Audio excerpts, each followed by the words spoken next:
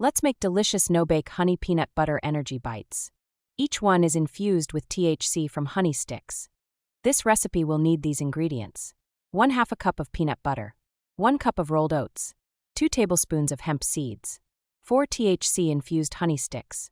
Optional ingredients: 1/4 cup of chocolate chips or chopped nuts.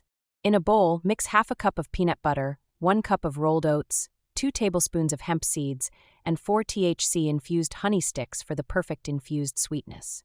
Fold in your favorite mix-ins like chocolate chips or crushed nuts, then roll into bite-sized balls. Let them chill in the fridge for 15 minutes to firm up.